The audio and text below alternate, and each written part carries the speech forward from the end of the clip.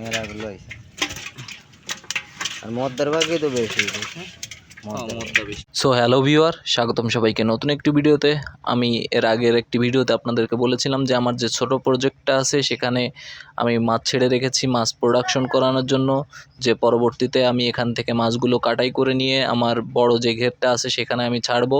তো আজকে দেখতে চলে আসলাম যে আমার ঘেরের মাছের প্রোডাকশন কেমন আর মাছের গ্রোথ কেমন, মাছ এখনও সুস্থ আছে কিনা, মাছে সঠিকভাবে খোলস দিচ্ছে কিনা, এই সব কিছু মিলিয়ে আজকের এই ভিডিওটি থাকবে। আপনারা সবাই দেখতে থাকুন, আশা করি আপনাদের সবার ভালো লাগবে। তো বন্ধুরা, আমার এখানে টোটাল জায়গা আছে 12 কাঠার মতন। আমি এখানে মাছ অধিক প্রোডাকশন করাবো, এর কারণ হচ্ছে আমি ইন্ডিয়ান যে সুপার মাছটা আছে সেই সুপার মাছটা 12,500-এর মতন মাছ ছেড়েছিলাম। তো আমি আর কি নিজেও এখনও এই ঘেরের মাছের প্রোডাকশন কেমন কি দেখতে আসতে পারিনি। আসলে এখানে আমার ছোট ভাই ঘেরটি পরিচর্যা করে, সেই আসলে সব কিছু দেখাশোনা করে, আর আমি মাঝে মাঝে এসে দেখি যে মাছের কোনো ধরনের কোনো সমস্যা আছে কিনা। তো বেশ কিছুদিন ধরে ভাবতেছিলাম যে দেখতে আসবো, তা আজকের আবহাওয়াটাও খুব ভালো, যার কারণে আজকে বিকালে চলে আসলাম। আসলে মাছ ছাড়া থেকে শুরু করে একদম ধরা পর্যন্ত প্রতিটা সময় মাছের কখন কি সমস্যা হচ্ছে কিনা এগুলো জানার জন্য বা মাছের কখন কি প্রয়োজন সেগুলো জানার জন্য মাছ দেখাটা খুবই জরুরি।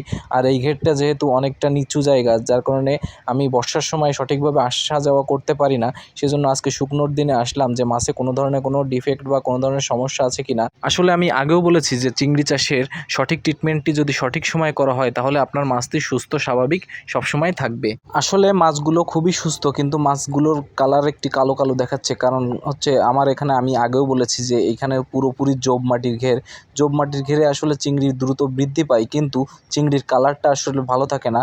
আর এই যে আজকে দেখলাম যে চিংড়ির কালারটা একটু কালো, যার কারণে আমি খুব তাড়াতাড়ি এখানে মাছের কালার ফেরানোর জন্য মেডিসিন প্রয়োগ করব এবং আপনাদেরকে দেখাবো যে আমি কি মেডিসিন ব্যবহার করতেছি, ব্যবহার করার ফলে আর কি মাছ কতটা পরিষ্কার হয়েছে তা আমি আপনাদেরকে পরবর্তী ভিডিওতে দেখাবো। আপনারা সেই মোতাবেক সেই মেডিসিন যদি ব্যবহার করেন তাহলে আপনাদেরও অবশ্যই কাজ হবে। তো বন্ধুরা, আমার এখানে যেহেতু স্বল্প জায়গায় অধিক পরিমাণের মাছ ছাড়া, সেজন্য আমি আর কি খাবার ছাড়াই জাল ফেলে দেখলাম যে জালে কত পরিমাণ মাছ আসে। তো এখানে 45টি থেকে 50টি মাছ এসেছে। যেহেতু আমি খাবার ছাড়াই জাল ফেলেছি সেজন্য হয়তোবা কম এসেছে, খাবার দিলে হয়তোবা আরও বেশি আসতো। তো আপনারা যারা মাছের ঘনত্ব যাচাই করবেন তারা আসলে প্রত্যেকেই খাবার ছাড়া খেয়াল দিয়ে দেখবেন, তাহলে একটি মোটামুটি আইডিয়া আসবে যে প্রতিটি জায়গা জুড়ে আসলে কতগুলো মাছ আছে।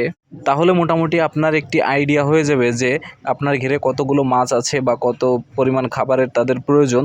তো আপনারা সেইভাবে খাবার দিলে আপনার মাছটি দ্রুত বৃদ্ধি পাবে এবং মাছে কোনো ধরনের কোনো সমস্যাও হবে না। যেহেতু বন্ধুরা আমার এখানে ইন্ডিয়ান সুপার মাছ ছাড়া তাহলে মায়া মদ্দা তো থাকবেই, তারপরও আমি এখানে 65 থেকে 70% মাছ মদ্দা পাবো বলে আশা করতেছি।